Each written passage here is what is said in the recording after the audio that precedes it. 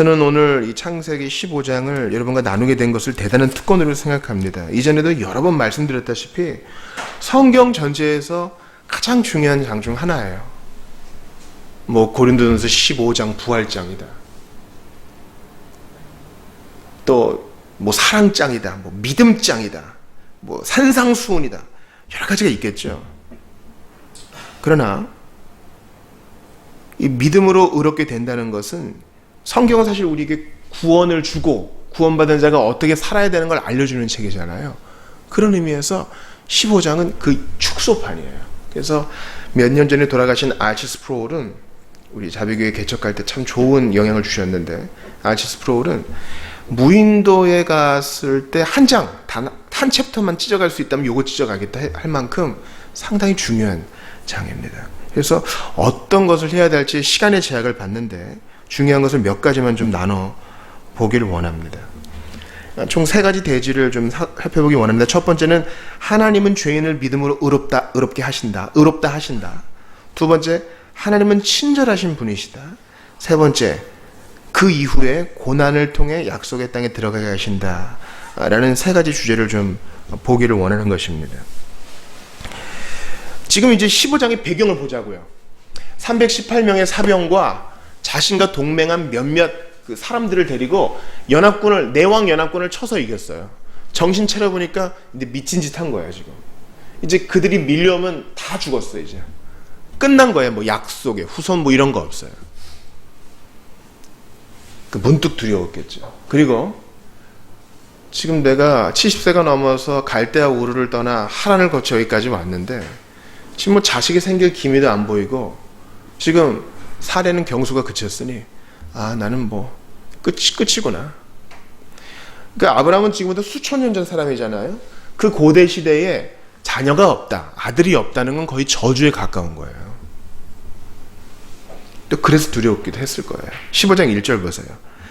이후에 여호와의 말씀이 환상 중에 아브라함에게 임하여 이르시되 아브라함아 두려워하지 말아라. 왜요? 두려워하니까. 나는 너의 방패다. 내 연합군 너를 이기지 못해. 너의 자신 없음과 의심도 너를 사로잡지 못해. 내가 너의 방패야. 그리고 너의 지극히 큰 상급이니라. 너 재물 소돔왕에 제안했을 때 살짝 끌렸니? 그거 다 네 거 될 수 있었는데 근데 너 안 받았잖아. 그리고 같이 온 사람들한테 먹을 거 주느라고 정작 너한테 떨어진 건 없잖아. 너 집 많이 비워가지고 재산상 손실도 있었을 텐데 가진 게 별로 없잖아. 근데 걱정하지 마. 내가 너의 상급이야. 내가 다 채워줄 거야. 하나님께서 두려워하는 아브라함에게 그저 걱정하지 마 정도가 아니라 더 큰 걸 주시죠. 보호해 줄 거야. 자식 줄 거야. 더 넘치게 채워줄 거야. 그러니까 하나님으로 체험받겠다는 사람은 이런 복을 받아요. 근데 이제 아브라함의 태도를 보세요. 아브라함의 하나님께 대꾸하는 뉘앙스가 어떤지 한번 2절 같이 읽어봐요. 2절이요. 시작. 아브라함이 이르되 주 여호와여 무엇을 내게 주시려 하나이까? 나는 자식이 없사오니 나의 상속자는 이 다메섹 사람 엘리에셀이니이다. 분명 하나님께 대해서 공경의 태도를 가지고는 있어요. 근데 그 이전에 약속 받았거든요. 너의 자손이 정말 많을 거야. 하늘의 별처럼 많을 거야. 바닷가의 모래처럼 많을 거야. 약속의 땅 왔을 때 분명히 약속 들었거든요. 근데 시간이 지나도 별 조짐이 안 보여. 물론 그는 믿음으로 나오긴 했죠. 그런데 성도들은 약속을 참고 기다리지 못하는 일이 자주 있습니다. 나 자신이 그렇잖아요. 약속된 자비가 더디 오면 우리는 불신앙과 조급함으로 그것들이 오지 않는 것으로 결론 내리기 쉬워요. 그래서 지금 아브라함은 어떻게 결론 내렸어요? 당시에는 로마 시대 때도 그랬지만 자기 종 중에 충성스러운 사람을 그냥 너 아들 하자, 양자 삼아서 이제 재산을 물려주는 경우가 많았는데 이 다메섹 사람 엘리에셀 종이 내 아들 될 것 같습니다. 하나님께 지금 그렇게 항변하고 있는 거예요. 하나님은 분명히 후손을 얘기하셨는데 말이죠. 그래서 3절도 같이 읽어봐요. 어떤 뉘앙스든지. 시작. 아브라함이 또 이르되 주께서 내게 씨를 주지 아니하셨으니 내 집에서 길린 자가 내 상속자가 될 것이니이다. 내가 집에서 먹이고 재우고 훈련시킨 내 종 중에 하나가 상속자 될 거예요. 얘네한테 복을 주든지 하세요. 저는 이제 끝이에요. 그런 거예요.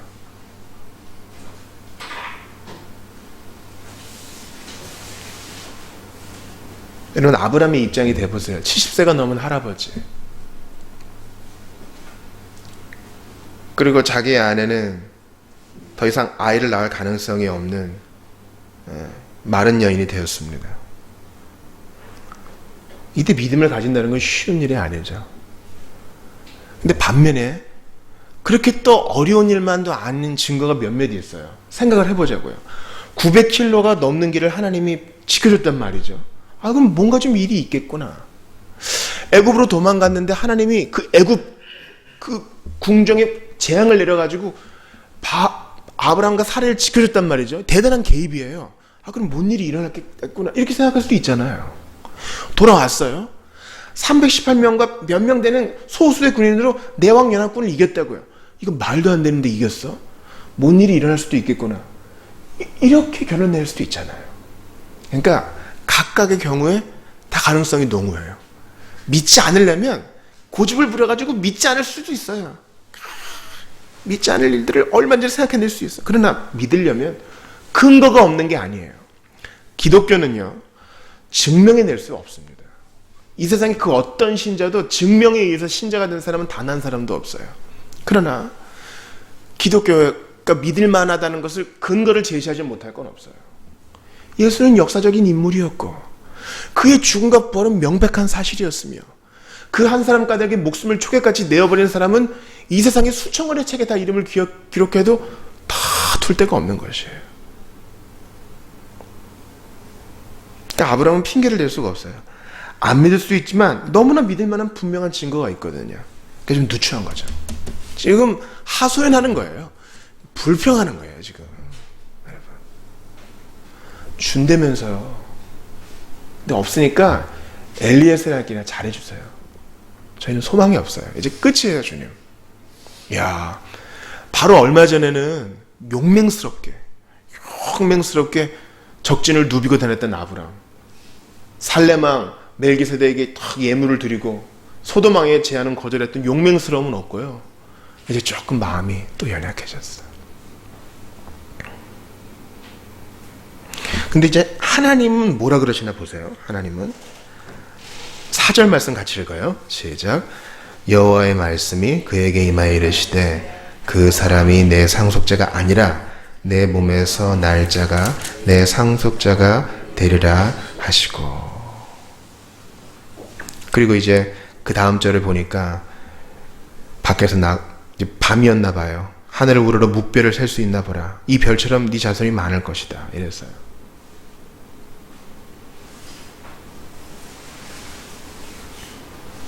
그러니까 이 말은 뭐예요? 주님이 기적적으로 이 사건에 개입하셔서 사라의 태를 여실 것이다. 이거죠. 그러니까 저는 참 주님께 감사해요. 이렇게 두덜 되는데도 내끼 이놈 많아지고 너 예의라고는 참 눈곱만큼도 없구나.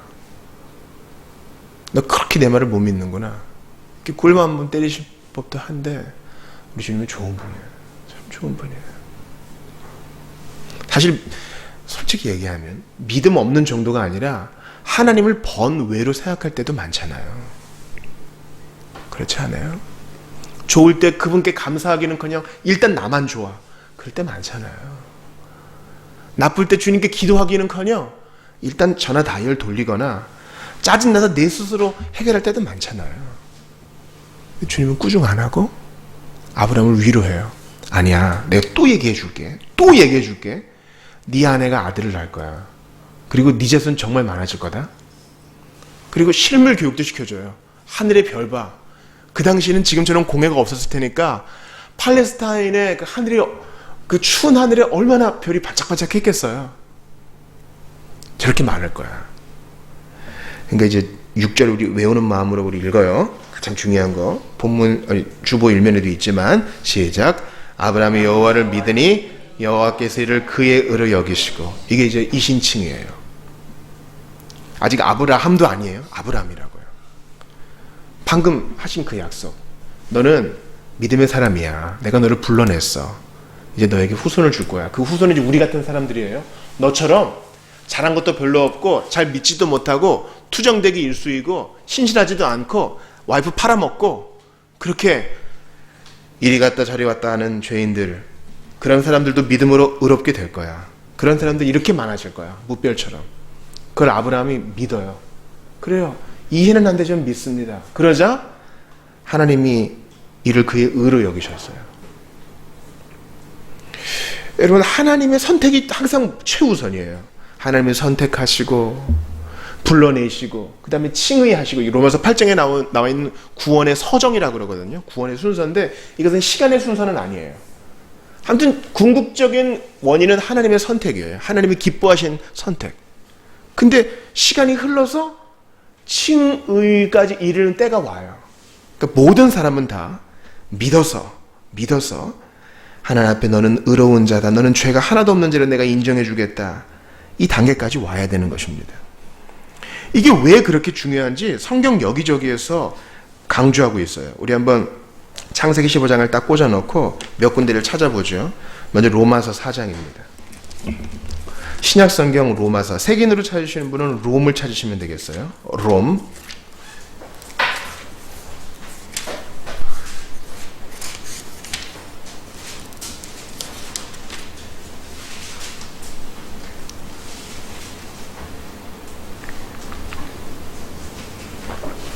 자, 보통 신약 성경에 우리가 방금 읽었던 창세기 15장을 인용해서 한 5군데 인용하는데 좀 찾아보겠어요. 먼저 로마서 4장 3절입니다. 같이 읽어요. 시작.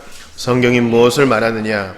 아브라함이 하나님을 믿음에 그것이 그에게 의로 여겨진 바 되었느니라. 여겨졌다가 중요해요. 여겨졌다에 빨간 줄을 빡 그셔야 돼요. 자, 그 밑에 로마서 4장 9절 읽어봐요. 시작. 그런즉 이 복이 할례자에게냐 혹은 무할례자에게도냐? 무릇 우리가 말하기를 아브라함에게는 그 믿음이 의로 여겨졌다 하노라.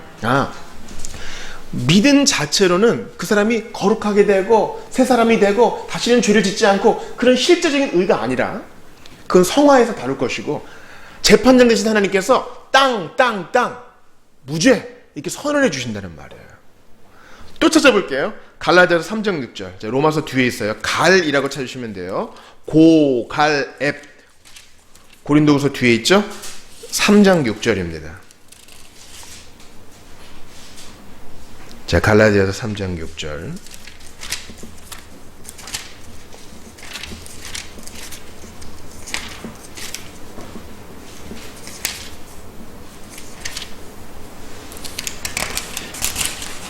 자, 다 찾으셨어요? 같이 읽어요. 시작.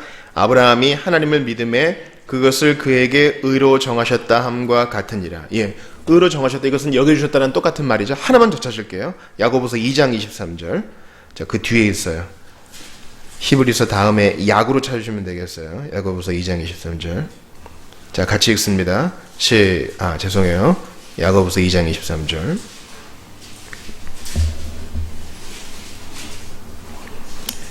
시작. 이에 성경에 이른바 아브라함이 하나님을 믿으니 이것을 의로 여기셨다는 말씀이 이루어졌고 그는 하나님의 벗이라 칭함을 받았나니. 대박이죠.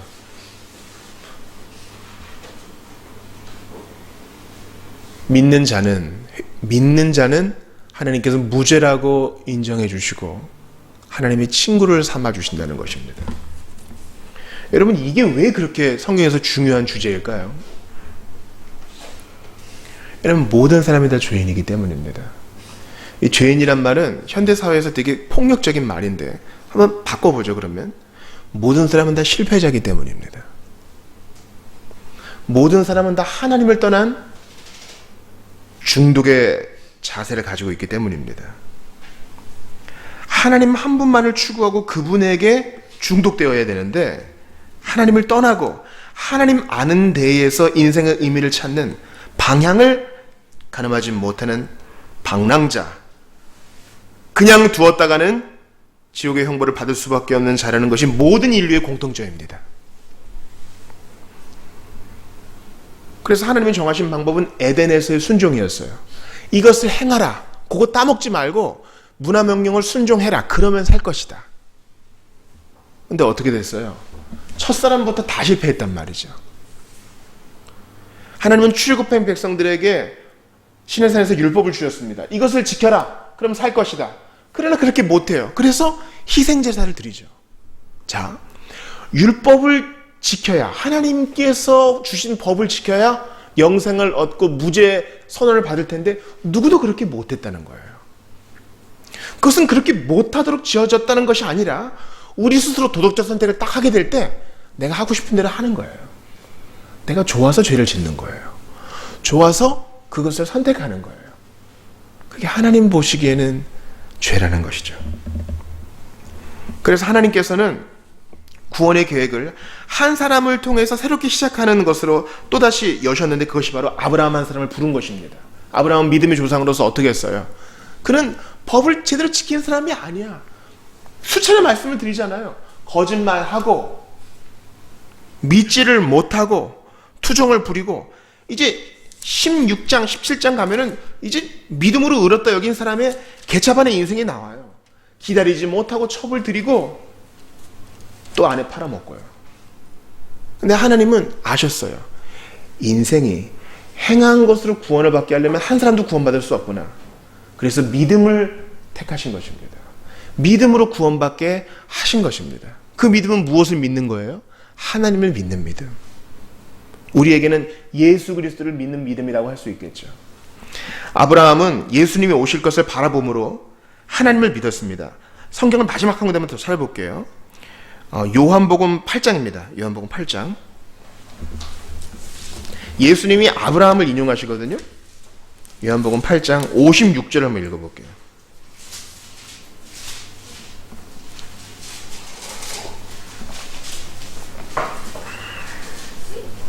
로마서 8장 56절, 요한복음 8장 56절. 자, 찬찬히 읽어봅니다. 요를 찾으시면 돼요. 신약성경의 네 번째 책. 마태, 마가, 누가, 요한. 요한복음 8장 56절.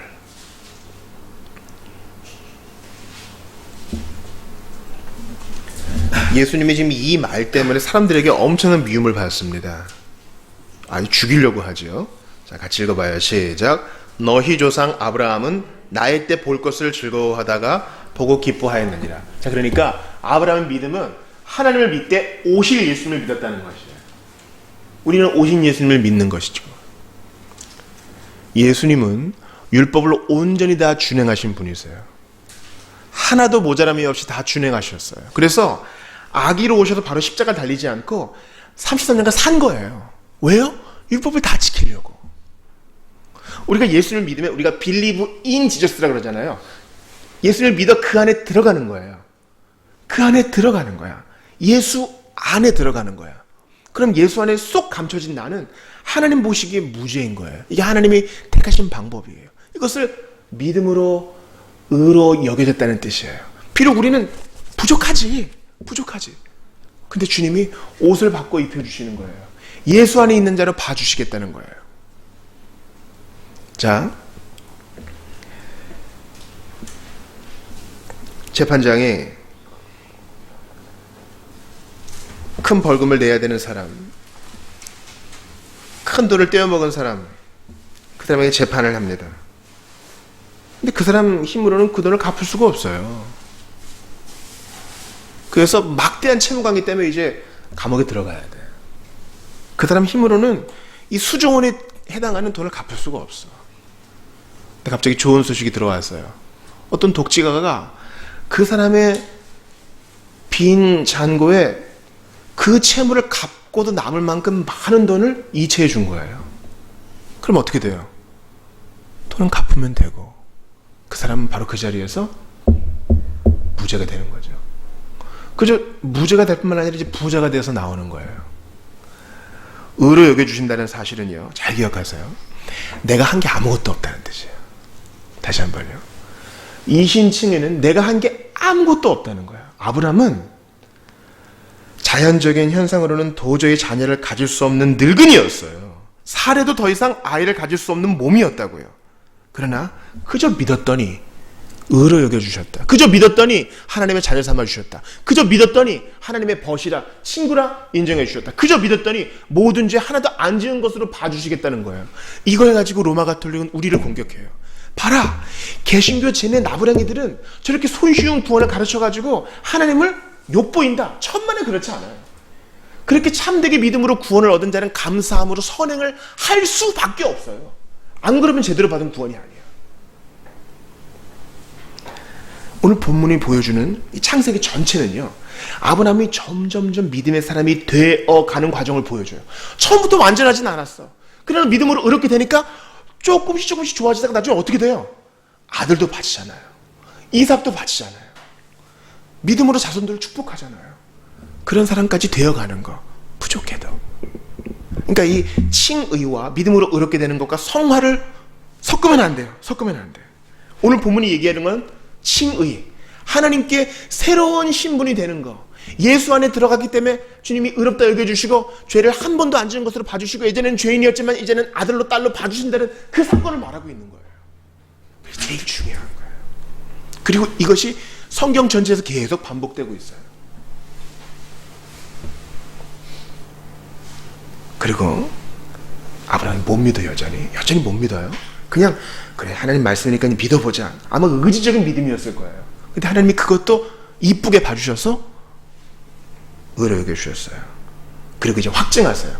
오늘 본문에 보니까 이제 언약식이 나오거든요. 제가 지금 시간이 없어서 못 찾겠지만 예레미야에 이미 이런 언약식이 있어요.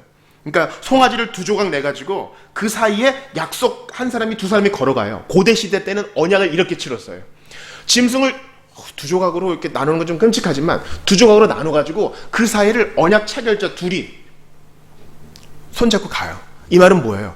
당신과 나 사이에 이런 약속을 체결합니다. 힘이 센 당신은 나를 지켜주세요. 나는 당신에게 적당한 양의 조공을 드리겠습니다. 만약 이 약속이 신의의 관계가 깨어지면 이 갈라진 기둥처럼 돼도 나는 상관없습니다. 이거예요.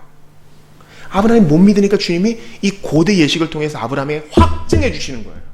구원의 확신. 사실 하나님은 거짓말 안 하시는 분이니까 이거 안 해도 되잖아요. 즉 ratification이라고 하는 언약의 비준 같은 거 필요 없잖아요. 근데 우리가 안 믿으니까 친절하게 알려주시는 거예요. 확증해 주시는 거예요. 주님이 우리에게 무슨 친구관계가 있는 것도 아닌데 그저 믿으면 되는데 연약한 우리를 위해 오늘도 계속 구원의 확신을 주시는 게 바로 그거예요. 자, 오늘 본문 보세요. 자, 어떻게 해요? 하나님께서 자, 이제 9절부터 보니까 짐승을 이제 가르죠. 쪼개가지고 중간을 쪼개가지고 마주 대했죠. 12절 보니까 아브라함은 자요. 하나님께서 재워요. 그리고 나서 주님이 여러 가지 약속을 해주시죠. 그러고 나서 17절 같이 읽어요. 17절, 오늘 본문의 17절 시작. 해가 져서 어두울 때에 연기나는 화로가 보이며 타는 횃불이 쪼갱고기 사이로 지나더라. 이상해요. 이 횃불과 그 연기나는 화로와 횃불은 주님의 임재예요. 연기나는 거니까 이제 구름기둥, 또 횃불이니까 불기둥, 주님의 임재라고요. 근데 연기나는 화로와 횃불은 주님의 임재인데 아브라함이랑 같이 걸어가야 될 거 아니에요. 언약을 맺었으니까. 근데 혼자 걸어가요. 아브라함은 재우고. 왜요? 아브라함은 못 지킬 걸 아니까. 이해가 되세요? 만약에 같이 걸어가면 아브라함은 수백만 번 몸이 쪼개져야 돼요. 왜? 못 믿고 못 지키고 신실하지 못하고 또 거짓말 할 거니까. 이게 구원에 있어서 하나님이 정하신 방법이에요. 모노지즘, 하나님 단독주의예요. 의롭다함을 받는 것은 아브라함과 사례가 조금 더 기이한 게 없다니까요. 그저 믿은 것밖에 없어요. 믿는 것은 공로가 아니에요. 수백만 원을 줄 때 그저 받는 거예요. 자동이체 할 때 그저 열어두는 거예요. 공로가 아니에요. 하나님이 다 하시는 거예요. 사도는 왜 이렇게 하시느냐? 누구도 자랑치 못하게 하려고. 누구도 나의 공로로 내가 믿을만 해서 하나님이 구원하셨다고 자랑치 않고 하나님만 자랑하게 하시려고. 나는 나의 영광을 누구에게도 양보하지 않겠다. 아브라함은 재워요. 하나님 혼자 지나가셔요. 그리고 언약을 비준하시는 예수님은 실제로 그 몸이 쪼개지셨죠. 신약시대의 성도들은 무엇입니까? 우리에게 믿음 주시려고 주님께서 피로 그 약속을 확증하셨죠. 피로 인치셨어요. 피로. 그리고 성령까지 보내셔서 오늘 쪼갠 짐승 사이로 지나가는 주님처럼 이거 진짜라고 확증해 주셔요. 우리가 성찬 받을 때 이 빵과 이 음료가 그것을 또 확증해 줘요. 우리 주님은 친절하신 분이에요. 시간이 많이 흘렀지만 마지막 대지까지 하고 마쳐야 되겠습니다.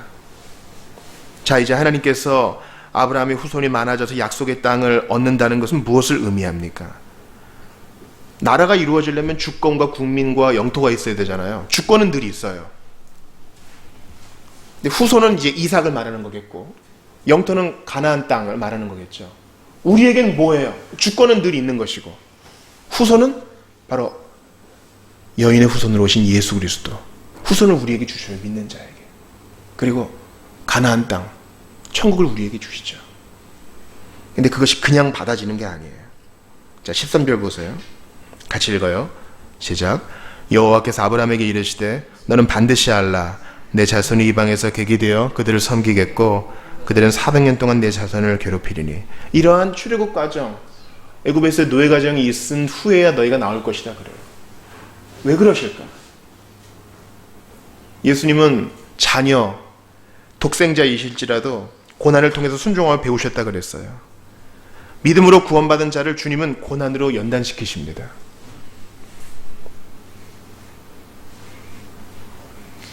이삭 보세요. 그 우물투쟁을 통해서 얼마나 공고한 인생을 살았습니까? 야곱 보세요. 속고 속이는 과정 속에서 얼마나 삼촌 집에서 고생을 많이 했습니까? 요셉을 보세요. 지하 감옥이 그의 학교였습니다. 모든 믿음의 선조들은 이러한 고난을 통해서, 믿음으로 의롭다함을 받은 자들은 이러한 고난을 통해서 연단을 받아 천국 백성으로 다듬어져 갑니다. 이해가 됐어요? 그냥 편안히 놔두지 않고 주님은 고난을 통해서 우리를 다듬으셔요. 하나님의 자녀 되신 여러분, 2019년 한번 돌아보세요. 저는 개인적으로 2019년 너무 힘든 한 해였어요. 그러나 돌아보면 하나님이 나 사람 만들려고 그렇게 한 거 알고 있어요. 하나님이 사랑하신다면 여러분에게 2020년도 감당할 만한 고난 줄 거예요. 그냥 내버려두면 사생자예요. 개입하시면 감사함으로 받아서 약속의 땅 갈 때까지 믿음으로 인내하시는 우리 모두가 되기를 바랍니다. 너무나 방대한 주제이기 때문에 빨리 진행했음을 좀 이해해 주시고 우리 한번 같이 좀 기도를 합시다. 짧게 기도를 할 텐데요. 오늘 주신 말씀, 우리 하나님께서는 믿음으로 의롭다 하시고 친절하게 그것을 확증해 주시며 고난을 통해서 천국 가게 하신다고 했는데, 우리 주님은 항상 좋으신 분이십니다. 나 같은 것은 스스로의 힘으로 구원받지 못하나 예수께서 다 하셨으니, 몸이 쪼개지셨으니, 홀로 지나가셨으니 그 일을 이루어 달라고, 예수 믿는 믿음을 달라고, 십자가에 달리신 예수님, 나 같은 거 구원하시려고 홀로 그 고통을 당하셨으니 믿음으로 의롭게 된 자로서 오늘도 살게 해달라고, 믿음 꺾지 않게 해달라고 간절히 기도하며 오늘 주신 말씀을 정리하겠습니다. 같이 기도합시다. 하나님 앞에 감사를 드립니다.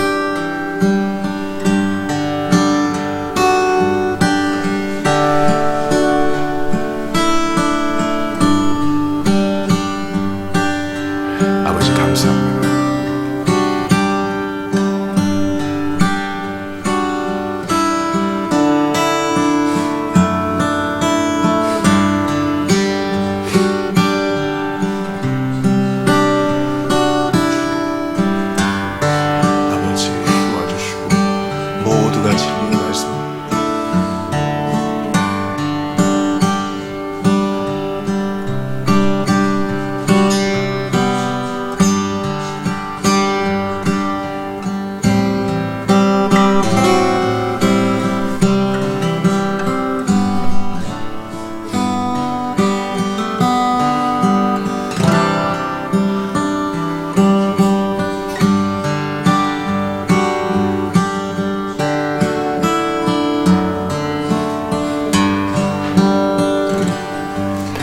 하나님, 수많은 실패자의 무리 속에 바로 제가 있습니다. 아브라함처럼 실패했고 베드로처럼 실패했습니다. 그러나 주님은 참으로 좋으신 분이셔서 믿는 자를 의롭다 여기시고 너 무죄다 하시고 채무가 다 변상되었다 하시고 천국 가는 길이 열렸다 하시고 이 구원 뺏기지 않을 것이라고 약속해 주시니 감당을 할 수가 없습니다.